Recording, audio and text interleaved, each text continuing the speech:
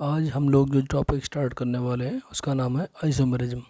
Isomerism को हिंदी में कहते हैं समवयवता।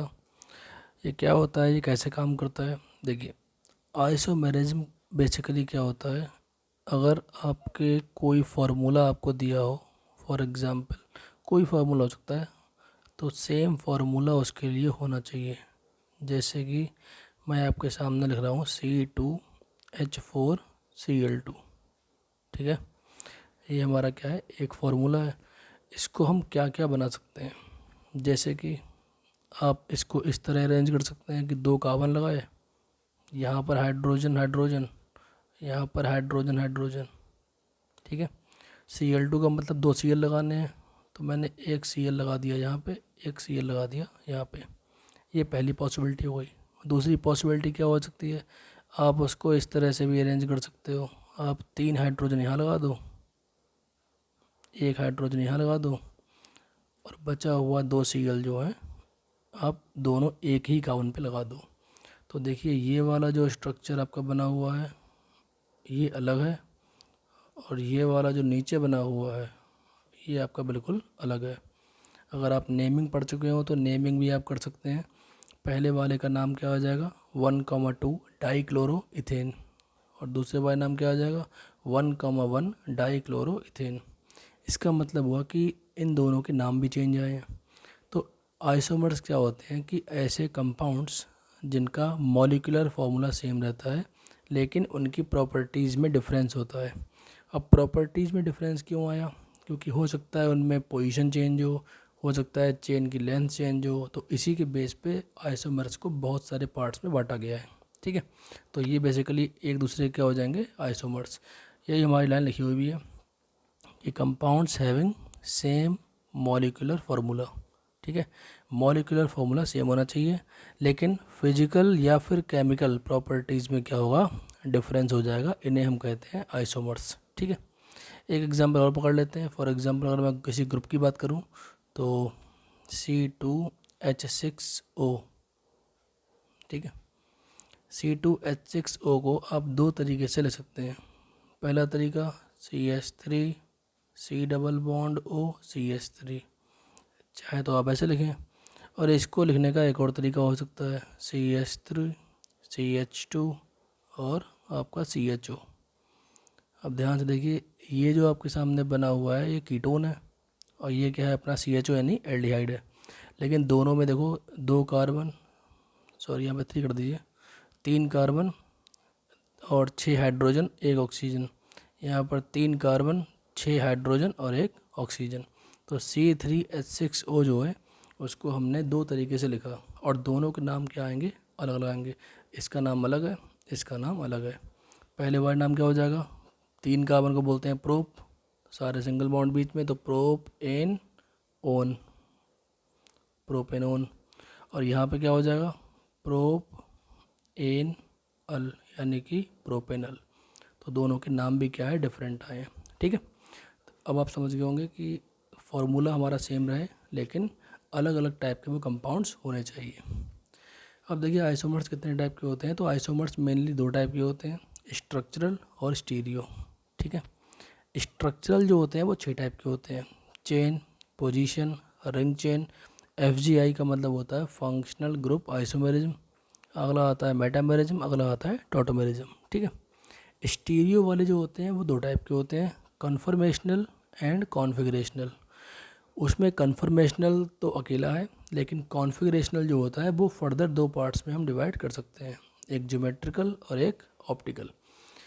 इतना जैसे ही हमारा ख़त्म हो जाएगा, हमारा ये वाला चैप्टर ख़त्म हो जाएगा आइसोमेरिज्म का, ठीक है। तो आपको बेसिकली इन्हीं सब टाइप के बारे में पढ़ना होता है कि किन किन टाइप की हमारी आइसोमेरिज्म हो सकती है। अब हम पहले डालते हैं चेन आइसोमेरिज्म, चेन आइसोमेरिज्म, ठीक है। देखो भाई, इसमें क्या होता है ना, लाइन तो सब में सेम रहनी है। जो मैंने ऊपर डेफिनेशन लिखी हुई है, the compounds having same molecular formula but, यानी कि यहाँ तक लाइन सेम रहती है कि ऐसे कंपाउंड्स जिनका मॉलिक्यूलर फार्मूला सेम हो, ठीक है। बिकॉज ये तो सब में रहनी है, तो आपको सिर्फ उतना ही पढ़ना होता है कि कितना क्या चेंज है बेसिकली, ठीक है। तो मैं आपको इसमें लिख के दिखा रहा हूँ कि इसमें क्या चेंज है। इसमें लाइन फिर सेम आएगी कि सेम मॉलिक्यूलर फार्मूला, कि ऐसे कंपाउंड्स जिनका मॉलिक्यूलर फार्मूला सेम हो, बट असली चीज़ यहाँ से चेंज होती है, ठीक है। But length of carbon chain is different. ये है इसमें मेन लाइन, कि कार्बन चेन की लेंथ जो है वो डिफरेंट होगी। अब ये क्या होता है, देखो आपने IUPAC पढ़ा होगा, नॉमेनक्लेचर, कंपाउंड्स का नेम लिखना। कंपाउंड्स का नेम लिखने में हम लोग एक आपने पढ़ा होगा प्रिंसिपल कार्बन चेन, ठीक है। प्रिंसिपल कार्बन चेन अगर मान लो किसी कंपाउंड में 5 कार्बन की है, किसी कंपाउंड में 4 कार्बन की है, तो बेसिकली क्या हुआ कि वहाँ पे कार्बन की लेंथ जो है वो चेंज हो गई, ठीक है।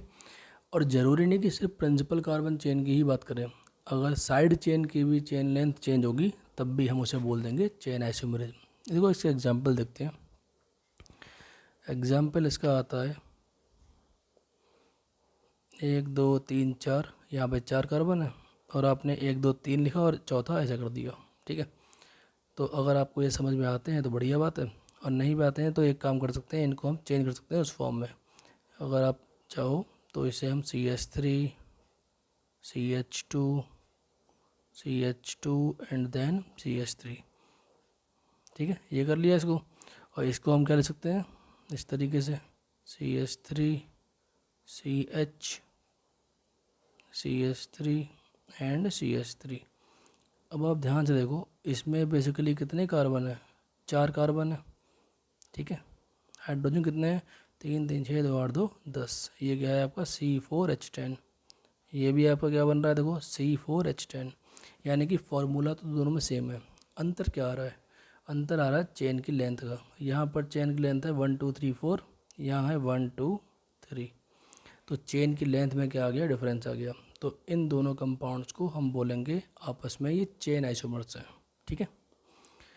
एग्जाम्पल एक और देखते हैं।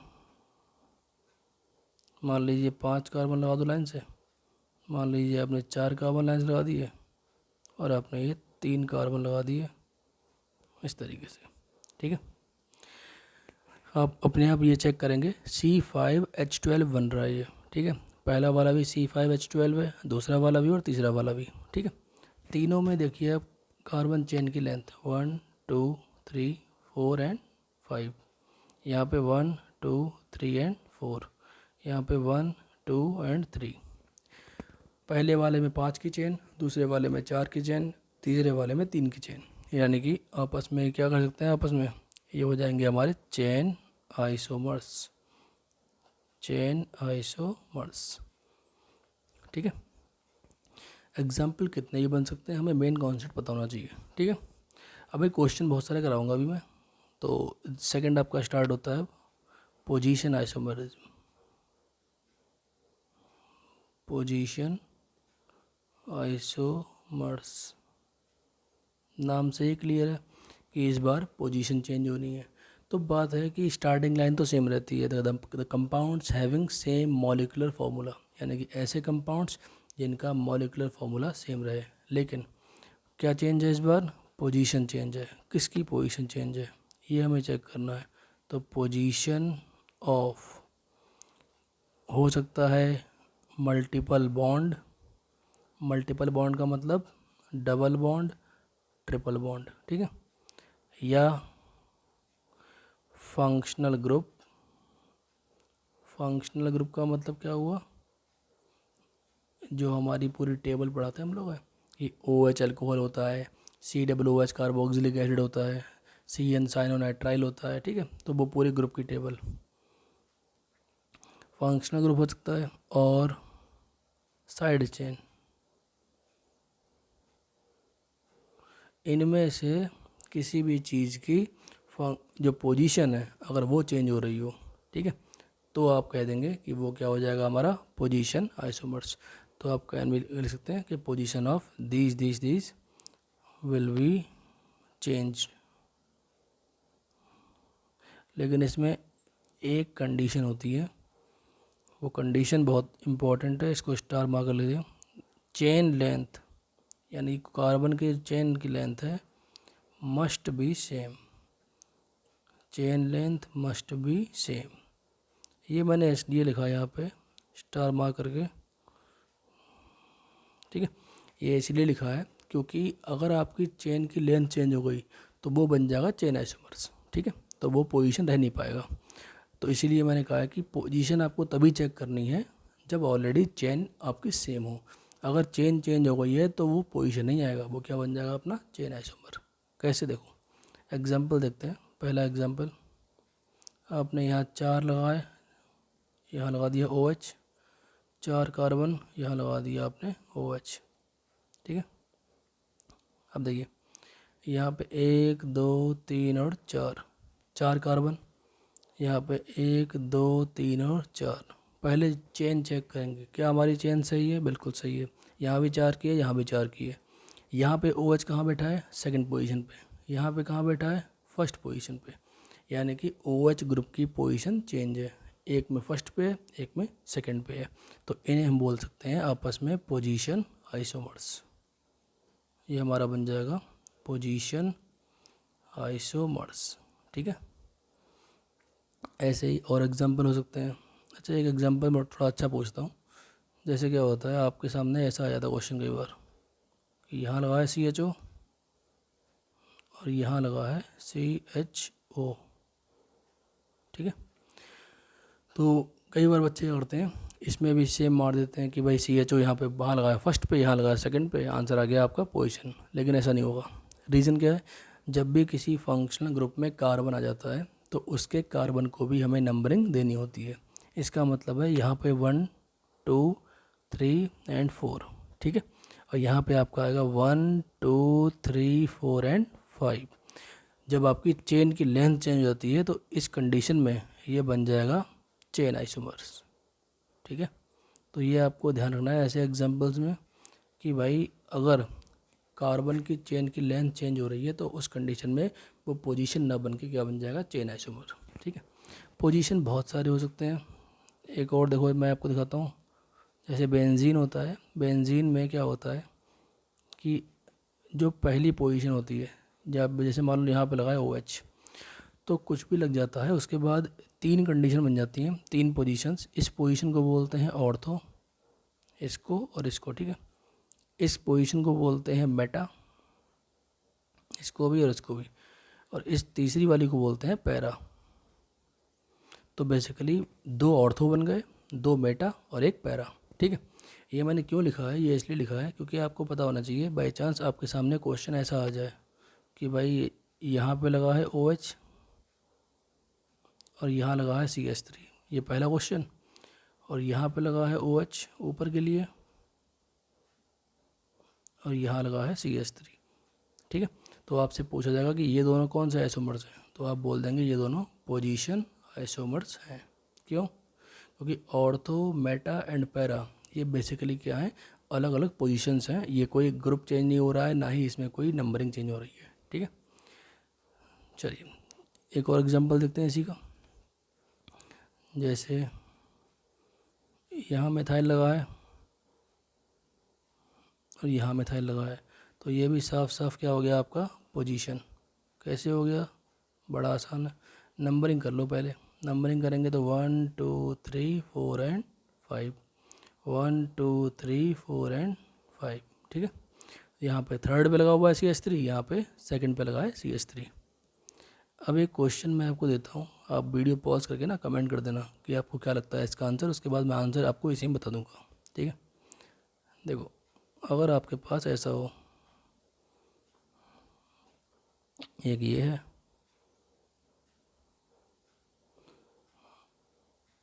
ये दोनों कंपाउंड आपके पास हैं।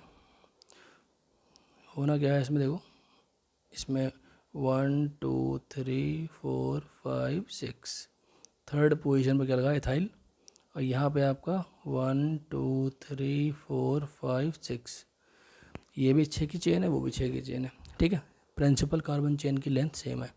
तो ये दोनों आपस में कैसे आइसोमर्स हुए, ठीक है। वीडियो पॉज कर लीजिए, कमेंट कर लीजिए। अब मैं आपको बताता हूँ, ये दोनों आपके हुए चेन आइसोमर्स। रीज़न क्या है? क्योंकि मैंने आपसे कहा था कि ज़रूरी नहीं कि प्रिंसिपल कार्बन चेन ही चेंज हो सकता है साइड चेन की लंबाई भी डिफरेंट हो सकती है। इसमें साइड चेन 2 कार्बन की है, इसमें साइड चेन 1 कार्बन की है। ऐसे केस में इसे बोलते हैं चेन आइसोमर। ठीक है, तो अब नेक्स्ट वीडियो में आपको मैं बहुत सारे क्वेश्चन कराऊंगा जिनमें चेन और पोजीशन आपस में इंटरलिंक हो रही होगी या फिर कोई और टाइप का फंक्शनल ग्रुप आइसोमेरिज्म बन रही होगी। ठीक है, तो तब तक के लिए इसको आप नोट कर लीजिए, पढ़ाई कर लीजिए। नेक्स्ट वीडियो में मिलते हैं, आपको क्वेश्चन कराऊंगा। Thank you.